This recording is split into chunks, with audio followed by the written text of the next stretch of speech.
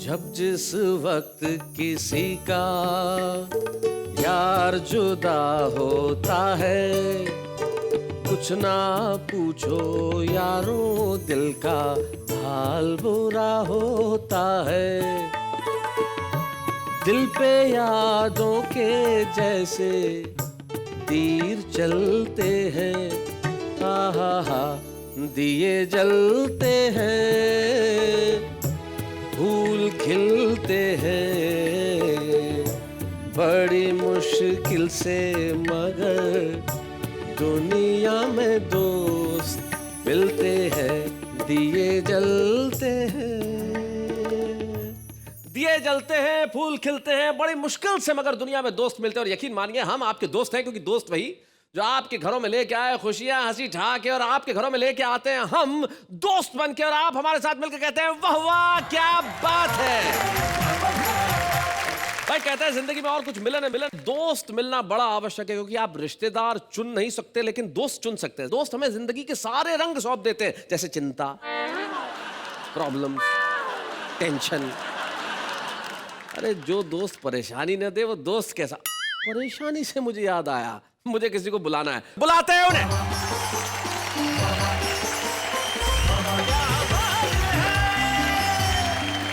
नमस्कार, मैं हूँ आपकी होस्ट और इनकी दोस्त नेहा के मेहता यानी अंजलि तारक मेहता, और आपका स्वागत करती हूँ आपके शो में, जिसको देख के आप कहते हैं वाह वाह क्या बात है।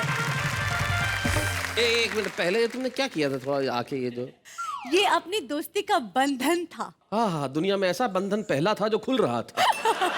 तो बहुत अच्छे दोस्त बड़े कमाल के होते हैं, और जिंदगी में आप लोगों को कुछ दोस्त बना लेने चाहिए। और आपके गमों को दूर करने के लिए हमारे जो दोस्त आज आ रहे हैं, जो सुनाएंगे कुछ ऐसा जिसे देख के, जिसे सुन के आप अपने परिवार और दोस्तों के साथ कहेंगे वाह वाह क्या बात है।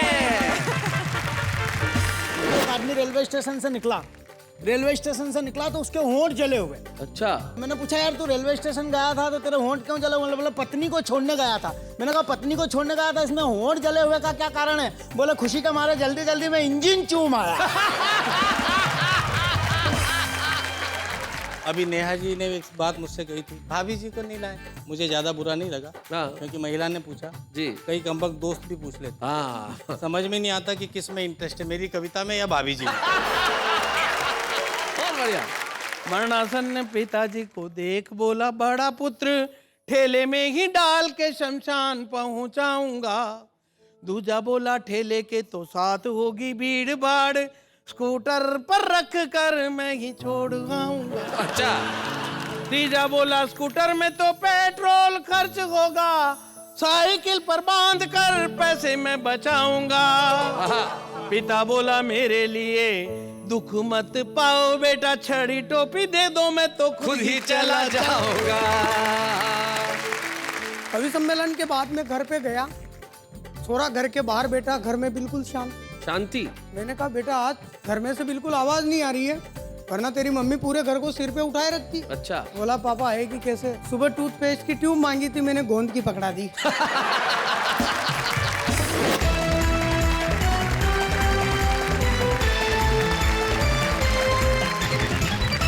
बड़े मुश्किल से दोस्त मिलते हैं साहब, और हमारे 3 दोस्त हमारे साथ में बड़े काबिल दोस्त हैं। वो दोस्त कविता के हैं, दोस्त शायरी के, दोस्त हंसी के। और हमारे साथ सबसे पहले मंच के इस कोने के अंदर जो शानदार कुर्ता पजामा पहन के एक नौजवान बैठा है, और मुस्कुराहट ऐसे चेहरे पे चिपका रखी है जैसे प्राइस टैग लगा हुआ हो। क्या मुस्कुराहट है, वाह। और ज्यादा खुश होगे तो क्या करोगे? इस महंगाई के दौर में ऐसी मुस्कुराहट लाना कोई खाने का काम है? ये संदीप शर्मा है, जो धार से आते हैं और बड़े ही कमाल के हास्य व्यंग के कवि हैं। भाई बहुत अच्छे शर्मा जी। जो बीच में बैठे हुए हैं वो काफी शाकाली लग रहे हैं आज। लग रहे हैं कि नहीं? हाँ? लेकिन ये हिंदी कविताओं के शाकाल हैं। ये बहुत बड़े डॉन है, नाम है इनका सुरेंद्र दुबे। सुरेंद्र दुबे जी के पास जो बैठे हैं वो भी कमाल के व्यक्ति हैं, और इनकी त्वचा देख के तुम्हें इनकी उम्र का एहसास नहीं होता। बस तुमसे साल भर छोटे ही हैं। नाइस। हाँ, बिल्कुल आप आसपास के ही हैं। सुभाष काबरा इनका नाम है। भाई स्वागत है आप सभी। लेकिन बहुत कठिन है अच्छे दोस्त मिलना। कई लोगों को मिल जाते हैं, जैसे इनको मिला हुआ है, लेकिन काश मैं भी ये कह पाता।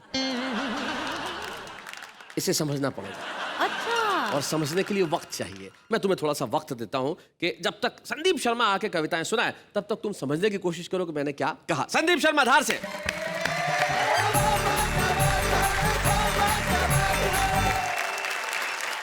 मुझे इस शो में बहुत अच्छी बातें अच्छी लगती है शैलेश जैसे? जी, आपका संचालन जी जो ये इतना सुंदर यहाँ पे जो सेट है जी। लेकिन ये सब बातें अपनी जगह है। बाकी जो एक नंबर की जो चीज है वो कविता, मतलब कविताएं बहुत नहीं अच्छी कविता नहीं, मारे जो एक नंबर पे पसंद आए हुआ या छोरी एकदम मतलब इतनी सुंदर। मतलब मैं कई बताऊं आपके यहाँ इनका सामने खड़ा हो जाए तो इनकी ब्यूटी देखी के ना अपनी ड्यूटी भूली जाए। आप एक बार दिखाई दो ये अच्छा अच्छा कपड़ा पहनी के सपना में आए, सपने में आती है। हाँ या फिर मारे एक टेंशन वही जाए हाँ। कि उना चक्कर में मारे सूट पहनी ना सोनू पड़े।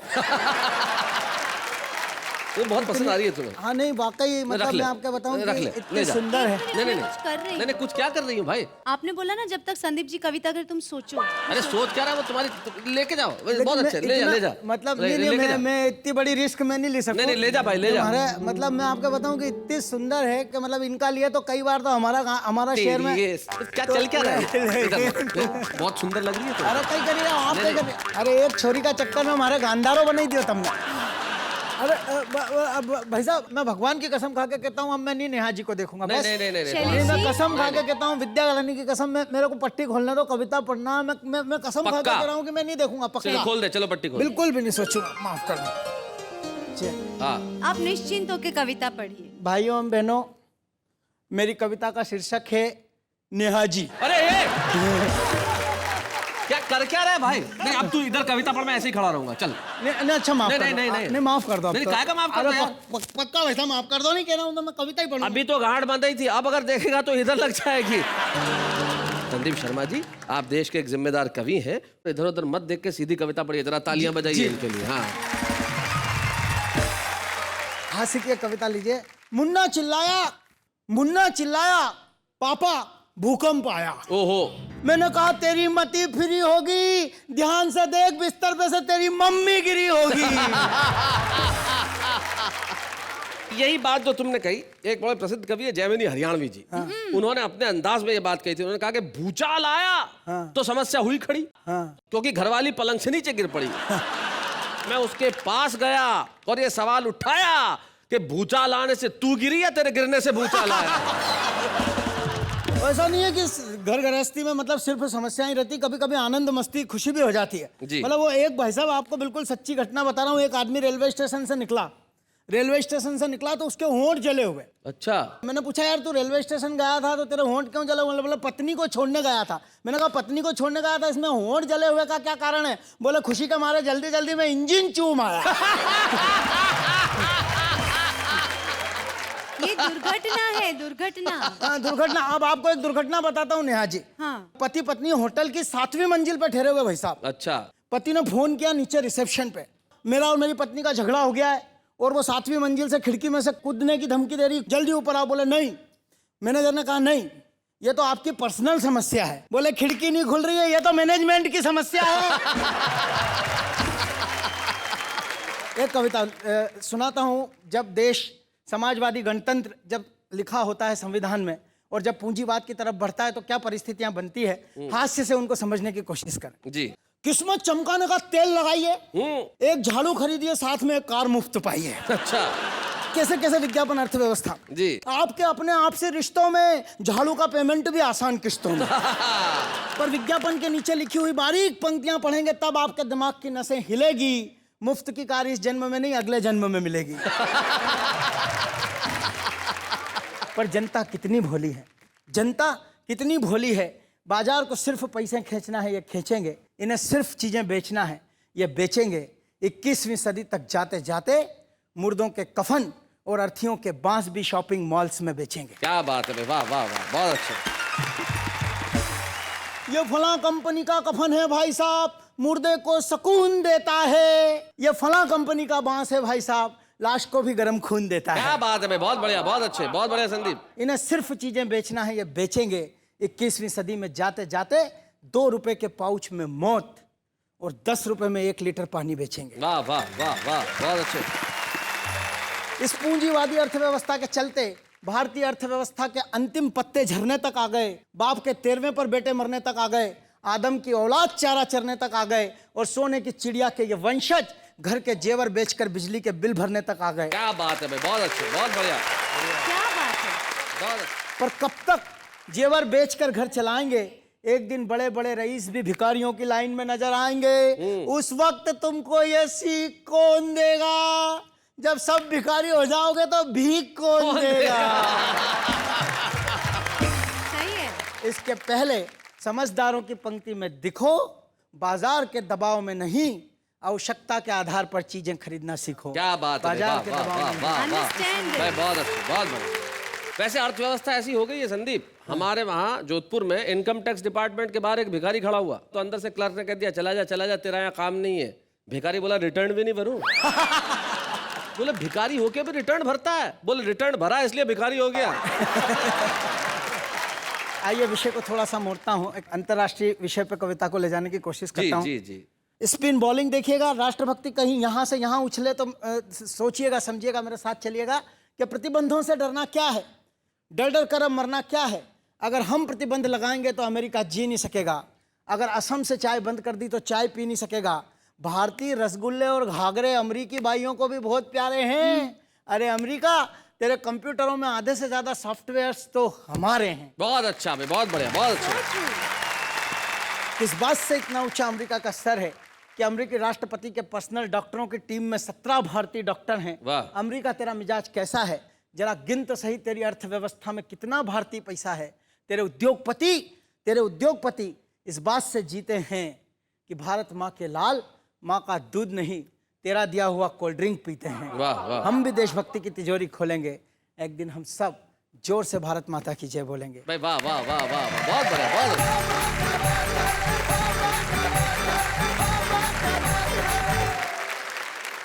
ये होती है भावुकता, ये होता है इमोशन।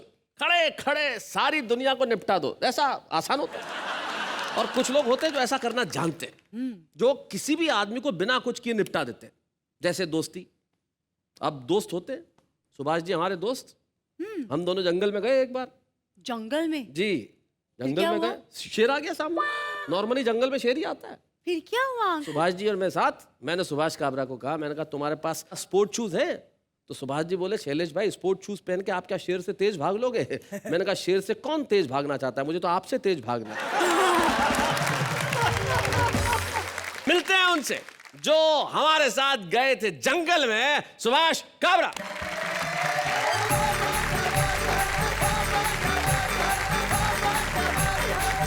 शैलेश जी, नमस्कार। आप इस संदीप को कितना भी समझाओ जी। ये सुधरने वालों में नहीं है। नहीं सुधरेगा? मुझसे कह रहा था बैठते बैठते, भाई साहब आप नेहा जी पे कुछ नहीं बोलेंगे। मैंने इससे कहा नेहा जी पे क्या बोलना यार, इस नेहा को मैं पूरे मन से प्यार करता हूँ, क्योंकि तुम्हें इसमें एक अभिनेत्री दिखाई देती है और मुझे इसमें अपनी बेटी दिखाई देती हाय हाय हाय हाय हाय हाय हाय, भाई क्या बात। है। हम सब बेटियों को बहुत प्यार करते हैं वाह, शैलेश वाह, भाई, बहुत अच्छा। मजबूरी भी है हमारी, जी। क्योंकि ये बेटियां ही हैं जो माँ के प्रकोप से हम पुरुषों को बचाती। आज के दौर में कोई साहित्यकार लिखता तो ये 2 पंक्तियां लिखता कि पुरुष बेचारे हाय तुम्हारी यही कहानी, ओठों पर है मूछ और आंखों में पानी। हम लोगों का दर्द कोई नहीं समझता जी। कि बीवी की फरमाइश तो जीने नहीं देती हाँ। और करवा चौथ का व्रत मरने नहीं देती। बहुत अच्छे, बहुत बढ़िया सुभाष जी, बहुत अच्छा, बहुत बढ़िया। अभी नेहा जी ने एक बात मुझसे कही थी, भाभी जी को नहीं लाए, मुझे ज्यादा बुरा नहीं लगा हाँ। क्योंकि महिला ने पूछा। जी। कई कमबख्त दोस्त भी पूछ लेते हैं। हाँ। समझ में नहीं आता कि किस में इंटरेस्ट है, मेरी कविता में या भाभी जी में। बहुत बढ़िया, बहुत अच्छे। क्यों नहीं लाया तो नेहा का जवाब दे देता हूँ भाई, जी। कि काली बीबी काले काले कपड़ों में पास आई, बोली कालू राम मुझे प्यार से निहारो ना। आहा। काली हूँ निराली हूँ मैं, शायर जी की साली हूँ मैं, अच्छा, कोई ताजा शेर मेरी नजरों पे वारो ना। तो कालू राम बोला मैं तो कलर का मारा हुआ, भारी भारी शब्दों से और मुझे मारो ना। हाँ। काली रात में नजर आती ही नहीं नजर, दांत चमकाओ मुझे जोर से पुकारो। ये संदीप शर्मा मेरे साले जैसा है। हाँ। अच्छा। इसके लिए 4 पंक्तियां। चलो भाई सुनो साले साहब। जी जी जी।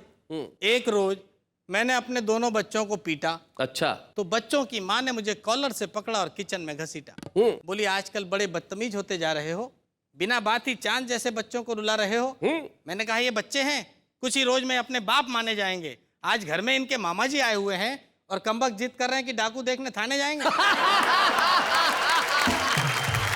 बहुत अच्छे। आपने दोस्ती की बात की थी जी। एक प्रोग्राम में गया कविता पढ़ने के लिए। मेरे एक मित्र थे डाया भाई। डाया भाई। वो आ गए अचानक, अच्छा। जैसे ये घुसा चला आता है यहाँ से वहाँ। हाँ। आकर बोले मैं भी एक गजल सुनाऊंगा। ओहो। ये मेरे दिल की दास्तान है तुम नोट करो, आहा। मेरा टूटा हुआ मकान है तुम नोट करो। ये मेरे दिल की दास्तान है तुम नोट करो। कुछ लोगों ने तालियां बजा दी, उनको जोश आ गया। बाद में आगे बढ़े। मैं जिसके प्यार में पागल था मैंने एम की दूं। मैं जिसके प्यार में पागल था मैंने एम की दूं। मेरा तो जूता का दुकान है तुम नोट करो। ऐसी तालियां बजी तो और जोश आ गया। स्वीट डाया और भाई। जोश आ गया तो अगला शेर उन्होंने ठोक दिया। रात को 12 बजे बारी तोड़कर भागा, गधेड़ा दोस्त बेईमान है तुम नोट करो। था उसका बाप बैचलर ने उसकी माँ कुंवारी। फैमिली देखिए। बहुत बढ़िया। था उसका बाप बैचलर ने उसकी माँ कुंवारी, एक ऐसा भी खानदान है तुम नोट करो। अबे हमारे सुरेंद्र दुबे जैसे कोई जानकार थे, खड़े हो गए, बोले क्या पढ़ रहे हैं आप? हाँ। ये कोई गजल है? इसमें वजन नहीं है, मीटर नहीं है। बोले बैठो बैठो, एक वजनदार शेर सांभळो। हाँ, वजन भी लाटा है, मीटर भी लाटा है। आखिरी शेर तो उन्होंने कमाल का पढ़ दिया कि शेर में इतना वजन डाया भाई डाल दिया, हाँ। हाथी भी परेशान है तुम नोट करो, तो मेरे दिल की दास्तान है तुम नोट करो। एक हास्य कविता आपको और सुनाता हूँ साहब। शीर्षक है बाप रे बाप। बाप रे बाप। ये भी मेरे एक मित्र की कहानी है। मेरा मित्र है जिसका नाम है गिरधारी, मेरी कई कविताओं में बिना बुलाए चला आता है जी। एक रोज गिरधारी बाप बनने के लिए अस्पताल गया। इसमें ऐसे घूरने की जरूरत नहीं है, औरतें माँ बनने जा सकती तो आदमी बाप बनने नहीं जा सकता। पॉइंट। अस्पताल जाते ही उसने वहां का नजारा देखा। पत्नी को ऑपरेशन थिएटर में डाला और बाहर रखे हुए एक बेंच पर सो गया। सो गया। लेकिन गिरधारी की पत्नी बड़ी जल्दबाज निकली। इधर गिरधारी सोया, उधर हो गया। हो गया। थोड़ी देर बाद एक वार्ड बॉय ने आकर गिरधारी को जगाया। बड़े लापरवाह आदमी हो, अगर रास्ते में हो जाता तो क्या होता? सही बात है। और उसने आगे कुछ भी नहीं बताया। गिरधारी समझ नहीं पाया कि इसे क्या हो गया है, और जब तक कुछ समझे उसने देखा उसकी बेंच पर अब वार्ड बॉय सो गया है। थोड़ी देर बाद उसने ऑपरेशन थिएटर का दरवाजा खटखटाया और कहा दरवाजा खोलो। भीतर से आवाज आई धीरे बोलो। तुम्हारा बच्चा हो तो गया है लेकिन उसे रोना नहीं आ रहा है। हमारा अस्पताल हर तरह के फॉर्मूले आजमा रहा है। थोड़ी देर बाद गिरधारी फिर चिल्लाया, अरे भाई बच्चे को रोना आया कि नहीं आया? इस बार नर्स बोली, तुम्हारी बीवी और तुम्हारा बच्चा दोनों बड़े आराम से सो रहे हैं, बाकी हम 4 हैं, चारों ही रो रहे हैं। क्या बात है, बहुत अच्छे। थोड़ी देर बाद अस्पताल के बड़े डॉक्टर तशरीफ लाए। गिरधारी को देखा, मुस्कुराए, बोले मैं एक्सपर्ट हूँ, भीतर जाता हूँ, तुम देखना बच्चे को चुटकियों में रुलाता हूँ। अच्छा। बड़े डॉक्टर भीतर गए और सचमुच 5 मिनट बाद ही बच्चा बुक्का फाड़ फाड़ कर रोने लगा। गिरधारी के दोनों कानों में कीर्तन सा होने लगा। अच्छा। बड़े डॉक्टर बाहर आए तो गिरधारी ने उनके पैर छू लिए। डॉक्टर साहब आपने तो कमाल कर दिया, रुला दिया बच्चे को। डॉक्टर बोले बच्चा क्या चीज है, हम तो रुला दें अच्छे अच्छे को। तुम क्या समझते हो बच्चे की खुशी में ज्यादा देर खुश रह पाओगे? अस्पताल का बिल देखोगे तो पूरे महीने आंसू बहाओगे। क्या बात है, बहुत अच्छे, बहुत बढ़िया।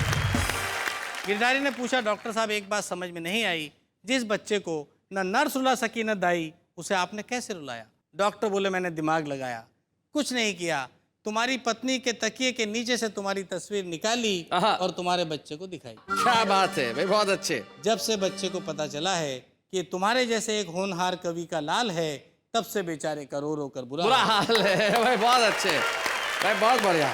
अभी तो हम एक और समस्या से 2-4 हो रहे हैं। पहले इसे रुलाने के लिए रो रहे थे और अब इसे चुप करने के लिए रो रहे हैं। वाह वाह वाह वाह, बहुत बढ़िया।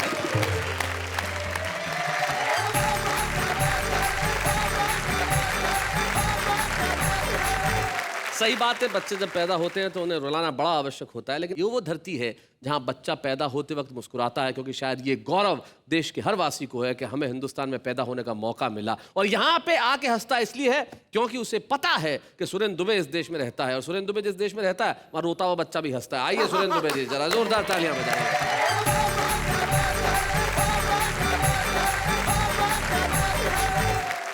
तो शैलेश भाई, बात चल रही थी दोस्ती की। जी।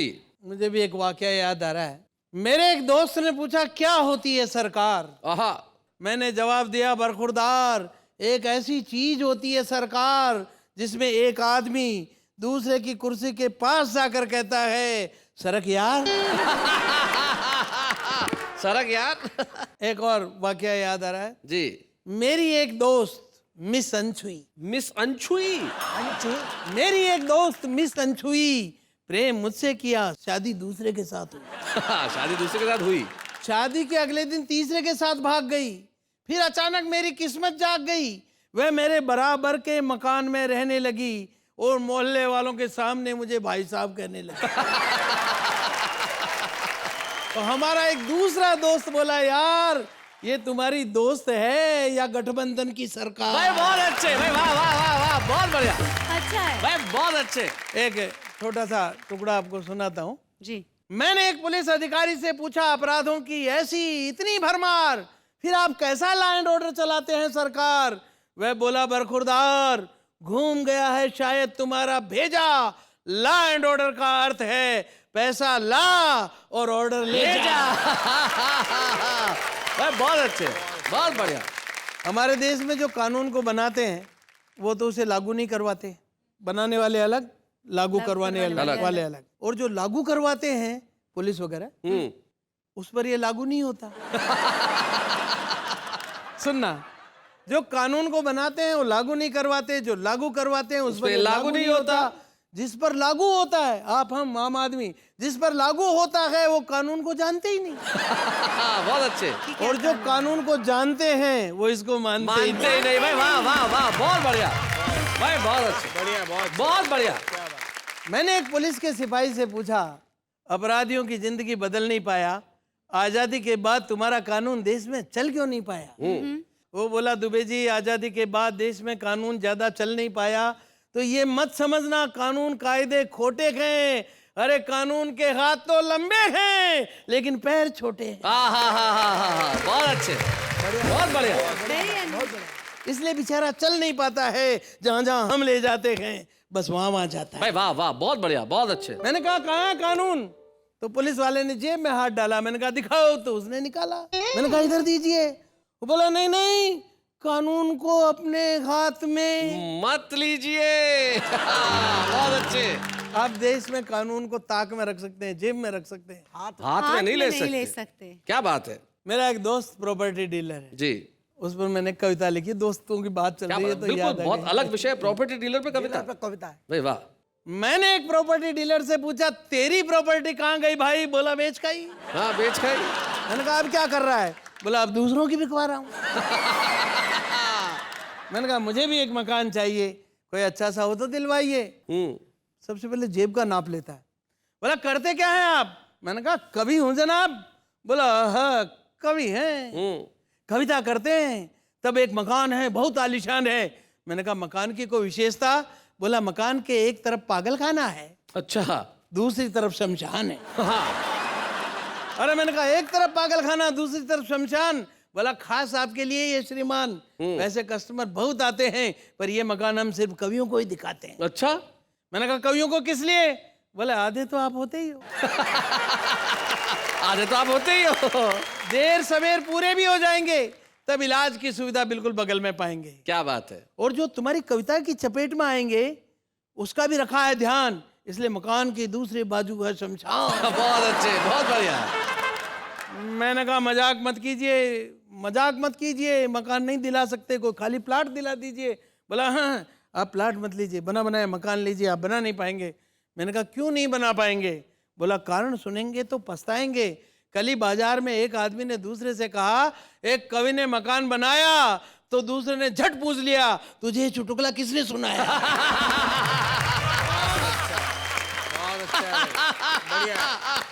बहुत अच्छे। दूसरे दोस्त के पास आया, उस दूसरे दोस्त ने जले पर नमक लगाया, अपने नव निर्मित मकान का फोटो निकाल कर दिखाया। मैंने फोटो देखा, शिष्टाचार बस तारीफ की। मैंने कहा, दोस्त क्या आलीशान मकान बनाया है, मकान के सामने कितना खूबसूरत पेड़ लगाया है। वह संभलते हुए बोला, पेड़ अभी नहीं लगाया है, अभी सिर्फ मकान बनाया है। दरअसल ये पेड़ फर्जी है जो इस फोटो में ट्रिक फोटोग्राफी से आया। अच्छा। जो ही उसने वस्तु स्थिति समझाई, मैंने भी मकान की फोटो निकाल कर उसे दिखाई। मैं कहा देख मेरे भी मकान का फोटो। देखते ही वो बोला ये तो गजब हो गया भाईजान, वैसे का वैसा पेड़, वैसे का वैसा मकान। मैंने कहा दोस्त भगवान की मर्जी है, लेकिन इस फोटो में पेड़ ओरिजिनल है, मकान फर्जी है। बहुत बढ़िया कि देश के नेताओं ने देश की जनता को पिछले 65 सालों में देश की तरक्की की जो तस्वीर दिखाई है, दरअसल वो तस्वीर तो ओरिजिनल है, लेकिन उसमें तरक्की ऐसे ही ट्रिक फोटोग्राफी से आई। वाह वाह वाह वाह, बहुत बढ़िया भाई, बहुत अच्छा, बहुत अच्छा। एक रचना सुनाता हूं जी। बाप कंजूस, 3 बेटे, तीनों माँ कंजूस। ये भी विकास है, हमारे पतन का विकास। जी। पिता मरने वाला, 3 बच्चे चर्चा कर रहे हैं, इस चर्चा को सुनना। हाँ। मरणासन पिताजी को देख बोला बड़ा पुत्र, ठेले में ही डाल के शमशान पहुंचाऊंगा। दूजा बोला ठेले के तो साथ होगी भीड़ भाड़, स्कूटर पर रख कर मैं ही छोड़ आऊंगा। अच्छा। तीजा बोला स्कूटर में तो पेट्रोल खर्च होगा, साइकिल पर बांध कर पैसे मैं बचाऊंगा। पिता बोला मेरे लिए दुख मत पाओ बेटा, छड़ी टोपी दे दो मैं तो खुद ही चला जाऊंगा। और पंक्ति सुने, तो पुरखों के सम्मान तुम्हारा क्या होगा, प्यारे हिंदुस्तान तुम्हारा क्या होगा। एक दूसरी चिंता और ध्यान दें। रपट लिखाने के बाद आया मंत्री जी को याद, कहा थानेदार को कि कष्ट न उठाइए, मेरी घड़ी मेरे पास में ही मिल गई है यार, घड़ी की तलाश झट बंद करवाइए। जी। झुंझलाते थानेदार ने ये कहा मंत्री जी से, सच्चाई से मेरी मुश्किलों को न बढ़ाइए, जिनने कबूल किया जुर्म घड़ी चोरने का, अच्छा। उनका करूं मैं क्या यह तो बताइए। भाई बहुत अच्छे। तो हे कानून विधान तुम्हारा क्या होगा, प्यारे हिंदुस्तान तुम्हारा क्या होगा। और हिंदी में व्यंग कैसे आता है जी। इसका एक नमूना देखें। सवाल और जवाब है। उसने पूछा तुम्हारी शादी हो गई है क्या, मैंने कहा नहीं मैं तो ऐसे ही उदास हूँ। उसने पूछा मुझसे ईमानदार हो क्या यार, मैंने कहा नहीं थानेदार जी का खास हूँ। बहुत अच्छे। उसने पूछा शरीफों के बीच रहते हो क्या, मैंने कहा रहता तो विधायकों के पास हूँ। उसने पूछा राजनीति में हो जाना चाहते क्या, मैंने कहा इसीलिए करता बकवास हूँ। भाई बहुत अच्छे। तो हे चाणक्य के ज्ञान तुम्हारा क्या होगा, प्यारे हिंदुस्तान तुम्हारा क्या होगा। बहुत अच्छे। फिल्मों के गाने हमारी कविता का सबसे लोकप्रिय स्वरूप है जी। हमारे उस साहित्य का क्या हुआ। जी। मुन्नी शीला बिल्लो रानी, चालू ओ जलेबी बाई, छन्नो और छमक चलो है नए उफान पर। क्या बात है। 75 आशिकों को 77 इशारे किए, दिल है ये मुफ्त का जो रखा है दुकान पर। क्या बात है। शब्द भाव भंगिमाएं सभी अश्लील, अब हो रहा प्रहार नित्य सभ्यता के मान पर।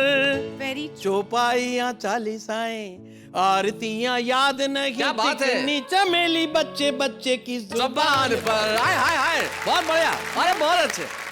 तो जन गण मन के गान तुम्हारा क्या होगा। बहुत अच्छे। प्यारे हिंदुस्तान तुम्हारा क्या होगा। भाई बहुत बढ़िया।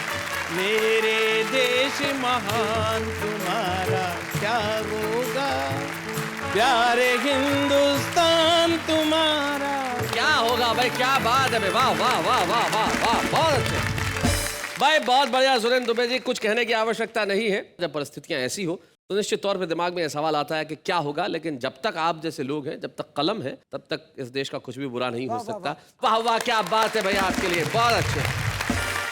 मैं आप सभी से कहना चाहता हूं, चिंता मत कीजिए, जब तक कविताएं जिंदा है निश्चित रहे ये आवाम, लेकिन तब तक हम लेते हैं एक अल्प विराम।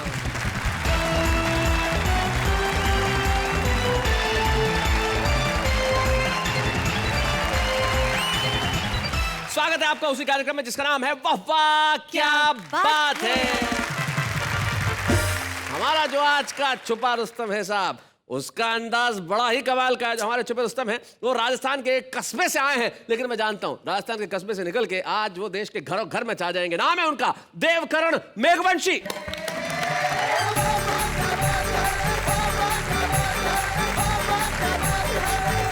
प्रणाम करता हूँ आपको। जीवन में बहुत सी घटनाएं हो जाती है। कवि सम्मेलन के बाद में घर पे गया, छोरा घर के बाहर बैठा, घर में बिल्कुल शांति। शांति? मैंने कहा बेटा आज घर में से बिल्कुल आवाज नहीं आ रही है, वरना तेरी मम्मी पूरे घर को सिर पे उठाए रखती है। अच्छा। बोला पापा आएगी कैसे? सुबह टूथपेस्ट की ट्यूब मांगी थी, मैंने गोंद की पकड़ा दी। अच्छा, बच्चे तो बड़े इंटेलिजेंट हो गए साहब जी। इतने इंटेलिजेंट हो गए, मेरी पीठ में खुजली चल रही थी। अच्छा। मेरा हाथ नहीं पहुंच रहा था। मैंने पत्नी से कहा यार मेरा हाथ नहीं पहुंच रहा, पीठ में खुजला दो। वो मेरे पीछे बैठ गई और पीठ खुजलाने लगी। इतने में लक्की आ गया शैतानी करते करते। मैंने कहा अब बेवकूफ, अगर इस तरह से शैतानी करेगा ना तो तेरी शादी नहीं करूंगा। बोला मत करना मत करना, मेरे चलेगी तो मैं ही खुजला लूंगा। मैं खुद ही पीठ खुजला लूंगा, शादी की क्या जरूरत? इससे भी टॉप की घटना तो तब हुई साहब, इधर के कमरे में बैठे हुए छोरे ने उधर के कमरे में बैठे हुए पिताजी को आवाज लगाई, पिताजी एक गिलास पानी पिलाना। अच्छा। मैंने कहा बेवकूफ, अपने पिता को काम चढ़ाता है। इधर आगे एक थप्पड़ मारूंगा। वो बोला पापा जब थप्पड़ मारने आओ ना तो एक गिलास पानी लेते हैं। तो इससे भी टॉप की घटना तब हुई जब एक लड़के ने एक लड़की से कह दिया आई लव यू। लड़की बोली बदतमीज, तमीज से बात करो। लड़का बोला मंगलम भगवान विष्णु मंगलम गरुड़ ध्वज, respectfully I beg to say that I love you. अब तो करेगी ना? इससे ज्यादा तमीज से कैसे बात करें भाई, बता। और आदरणीय दुबे जी, इससे भी टॉप की घटना तो तब हुई जब एक लड़के ने एक लड़की से पूछ लिया यार तुम लड़कियां इतनी खूबसूरत क्यों होती हो? अच्छा। लड़की बोली हमें भगवान खुद अपने हाथों से बनाता है। वो बोला मुझे क्या प्रधानमंत्री रोजगार गारंटी योजना में बनाया? नरेगा स्कीम। संदीप भाई मरेगा। एक बार जब मैं बड़े मेट्रो सिटी में चला गया, छोटे छोटे गांव के आदमी हम जब बड़े शहर में जाते हैं सिस्टम नहीं समझते। मैं आदरणीय शैलेश जी से मिलने के लिए एक बार चला गया। अब वो इतनी बड़ी बिल्डिंग को देख के चक्कर खा गया। मैंने कहा यार अब करें तो क्या करें, कैसे पूछें, कहीं ऐसा नहीं हो जाए कि लोग अपने को गाँव का समझकर हंसी उड़ाने लग जाए। मैंने चौकीदार को इनका विजिटिंग कार्ड दिया और उसने एक छोटे से कमरे की तरफ इशारा किया। मैंने कहा इष्ट, इतना बड़ा आदमी और एक छोटे से कमरे में? बोला बेवकूफ, कमरा नहीं है, लिफ्ट है। इसमें बैठ और ऊपर जा, 14वें माले पे रहता है। और मैंने कहा लिफ्ट? मैंने कहा ये तो बेवकूफ बनाएंगे, पहले इसके सिस्टम को समझो, एक दो को आने जाने दो, उसके बाद जाएंगे। वहीं बाहर बैठ गया साहब सीढ़ियों पे। अचानक उसके अंदर एक 60-70 साल की डोकरी घुसी। लिफ्ट का दरवाजा बंद, लिफ्ट ऊपर, वापस नीचे आई, दरवाजा खुला तो दिमाग खराब, 16-17 साल की एक कन्या बाहर निकली। अच्छा। और मैंने कहा हे भगवान, काश बबलू की मम्मी को ही लाते। कि अचानक उसके अंदर एक नवविवाहित पति पत्नी घुसे, बिल्कुल फ्रेश कपल।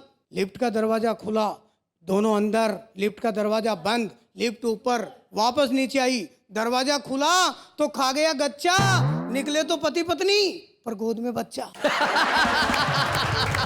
काश बबलू की मम्मी को ही लाते, दिन भर ऊपर नीचे घुमाते, शाम को टेम्पू भर के ले जाते। देवकरण मेघवंशी जिन्होंने अपने हास्य बोध की परिचय दिया। ये जो हमारी आंचलिक भाषा का जो सौंदर्य है, जो इनके टोन में, इनके लहजे में और जो इनके शब्दों में झलक रहा था, वो अद्भुत है। यही हमारा भारत है। ये भारत जहाँ पे भाषा चाहे शुद्ध बोली न जाए, लेकिन विचार शुद्ध होते हैं। क्या बात? वहाँ चाहे व्याकरण ठीक हो न हो, लेकिन आचरण बहुत अच्छा होता है। और कस्बे और गांव में जहाँ आचरण शुद्ध होता है, भाषा संयत होती है, वहां से देवकरण मेघवंशी निकल के आते हैं उस कस्बे से जिसका नाम केकड़ी है। तो आज वाह वाह क्या बात है कि मंच पे हम आपको एक स्मृति चिन्ह प्रदान करना चाहते हैं, देवकरण मेघवंशी। बच्चे हैं या बूढ़े हैं, नर है या नारी है, हंसी देने वालों के सब ही आभारी है, कविता सुनाने वाले अब सबके साथ है। क्या बात है। मैं जानता हूं कि आप बड़े ही प्रसन्न हो रहे हैं और घर में बैठ के तालियां बजा रहे हैं और सोच रहे हैं कि अभी हम पहले वाह वाह क्या बात है देख लें, फिर करेंगे आप बाकी का काम। निश्चित तौर पे अभी रुक जाइए, बाद में कीजिएगा काम, क्योंकि अभी तो है सिर्फ एक अल्प विराम।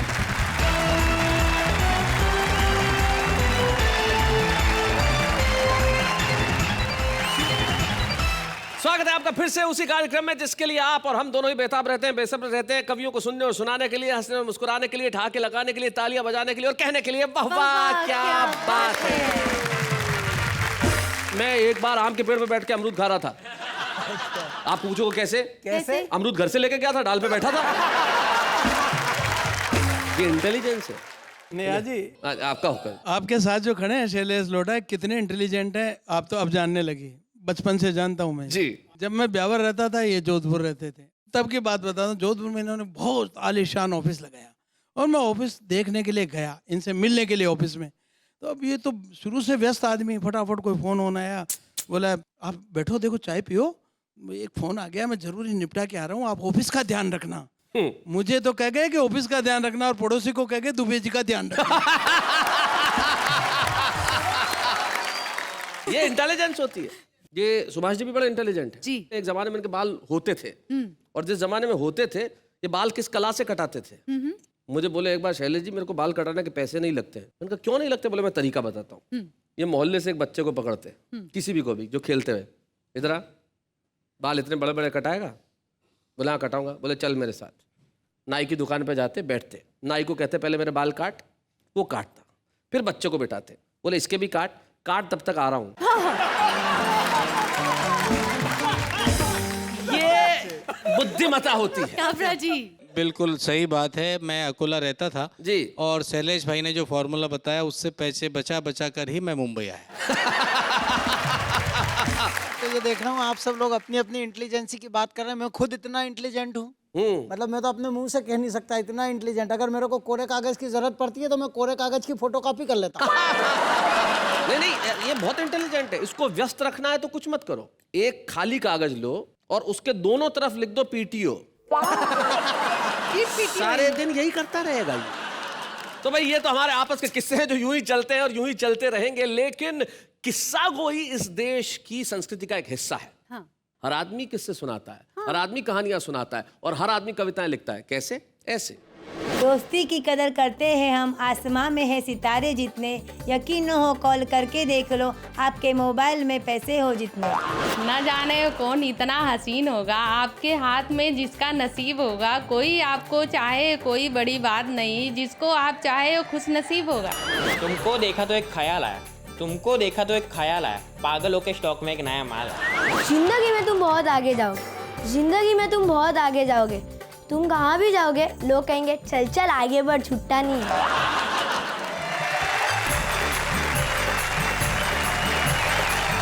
तो ये भी कमाल की कविता है। बचपन में आपने भी ऐसी लिखी होगी जी काबरा जी?